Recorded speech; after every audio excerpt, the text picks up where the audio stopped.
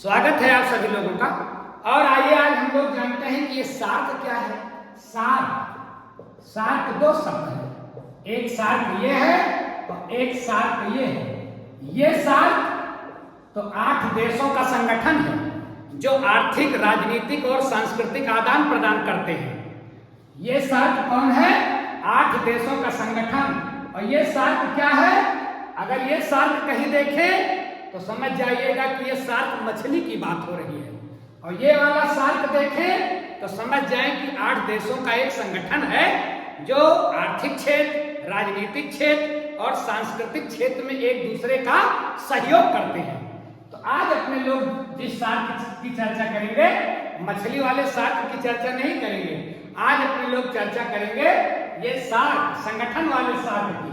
SAARC देखें, SAARC क्या है? सार्क 8 देशों का संगठन है। सार्क कितने देशों का संगठन है? 8 देशों का संगठन है। सार्क का मतलब क्या है? सार्क का मतलब है बाबू, South Asian Association for Regional Cooperation. South Asian Association for Regional Cooperation. Hindi में बोलो तो हिंदी में बोलोगे दक्षिण एशियन क्षेत्रीय सहयोग संगठन। क्या बोलोगे हिंदी में? दक्षिण एशियन क्षेत्रीय सहयोग संगठन। और हिंदी में इसी के साथ फॉर्म को बोलोगे दक्षेस। ध्यान रखिएगा, दक्षेस लिखा आ जाए तो समझ लीजिए सार्क, सार्क लिखा आ जाए समझ लीजिए दक्षेस। ये दक्षेस क्या है? दक्षेस है बाबू 8 देशों का संगठन। दक्षेस क्या है? 8 देशों का संगठन। सार्क क्या है? 8 देशों का संगठन। दक्षिण एशिया के 8 देश मिलकर के एक संगठन बनाते हैं कि हम आर्थिक क्षेत्र में, राजनीतिक क्षेत्र में और सांस्कृतिक क्षेत्र में एक दूसरे का सहयोग करेंगे और एक दूसरे की प्रगति में सहयोग करेंगे। यही संगठन कहलाया सार्क। कब बना यह संगठन? बाबू याद रखिएगा, यह संगठन 8 दिसंबर, कब बना? 8 दिसंबर 1985। सार्क की स्थापना 8 दिसंबर 1985। सार्क की स्थापना 8 दिसंबर 1985। सार्क की स्थापना 8 दिसंबर 1985। और सार्क मतलब दक्षेस का मुख्यालय कहाँ है? इसका हेड ऑफिस कहाँ है? कहां से 8 देश का सप्ताना बाना बुना जाता है? बाबू ये काठमांडू में है। काठमांडू कहां है? काठमांडू मतलब नेपाल। तो आपसे पूछ ले, सार्क का मुख्यालय काठमांडू, सार्क का मुख्यालय काठमांडू, दक्षेस का मुख्यालय काठमांडू। कहां है? नेपाल में। दक्षेस का मुख्यालय किस देश में है? नेपाल में। अब प्रश्न ये आता है कि इसमें कौन कौन से 8 देश हैं?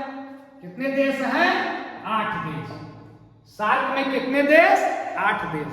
दक्षेस में कितने देश? 8 देश। कौन कौन से वो देश हैं?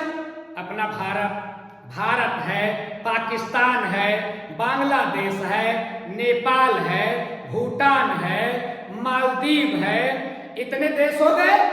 भारत, पाकिस्तान, नेपाल, भूटान, मालदीव, बांग्लादेश, श्रीलंका, अफगानिस्तान। इतने देश 8 देश हो गए। गिन लीजिए, भारत, पाकिस्तान, नेपाल, भूटान, बांग्लादेश, मालदीव, श्रीलंका, अफगानिस्तान। 8 देश हो गए।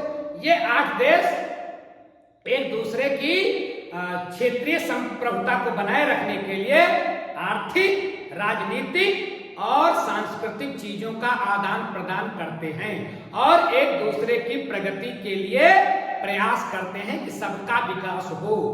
इसके लिए सार्क बनाया गया।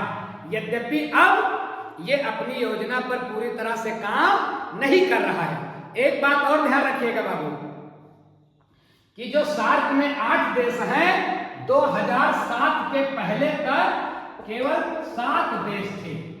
2007 के पहले तक कितने देश थे? 7 देश। 8वां देश कौन सा जोड़ा गया? 8वां देश अफगानिस्तान। याद रखिएगा, 8वां देश अफगानिस्तान, 8वां देश अफगानिस्तान, 8वां देश अफगानिस्तान। उसके पहले केवल 7 देश थे। और ये 2007 में जब इसका शिखर सम्मेलन हुआ सार्क का, कहां? अपनी इंडिया में। जब भारत में 2007 का शिखर सम्मेलन हुआ सार्क का, तो अफगानिस्तान को सम्मिलित किया गया। उसके पहले अफगानिस्तान इसमें नहीं था। और एक बात ध्यान रखिएगा, ये सार्क की जो मीटिंग होती है हर दूसरे साल होती है। सार्क की मीटिंग कब होती है? हर दूसरे साल। लेकिन 2014 से ये मीटिंग नहीं हो पाई है। 2014 में ये मीटिंग हुई थी नेपाल के काठमांडू में, और 2016 में ये मीटिंग होनी थी पाकिस्तान में। 2016 में, हर 2 साल पर होती है। 2014 में कहाँ हुई? काठमांडू में। 2016 में होनी थी पाकिस्तान में। लेकिन उसी समय भारत के ऊपर आतंकवादी हमला हुआ था, भारत ने इस मीटिंग का बहिष्कार किया। तब से अभी तक मीटिंग नहीं हो पाई। ये 2014 वाली मीटिंग 18वीं थी, और 2016 वाली अगर हो जाती तो 19वीं। ये कौन सा सम्मेलन होता 2016 का? 19वां। और 2014 में कौन हुआ? 18वां। कब से मीटिंग नहीं हुई है? 2016 से सार्क की कोई मीटिंग नहीं हुई है। सार्क क्यों बनाया गया था? सार्क बनाया गया था आर्थिक, सांस्कृतिक और राजनीतिक आदान प्रदान के लिए, कि ये 8 देश एक दूसरे का सहयोग करेंगे। फिलहाल अब ये एकदम उबड़ खाबड़ हो गया है, इसमें आपस में तालमेल नहीं है। अफगानिस्तान का हाल आप देख ही रहे हो, पाकिस्तान का हाल हम देख ही रहे हैं, नेपाल अपने में ही उलझा हुआ है, सब झंझट ही झंझट है। तो सार्क जिस उद्देश्य को लेकर के बनाया गया था, फिलहाल वह उद्देश्य फल फूल अब नहीं रहा।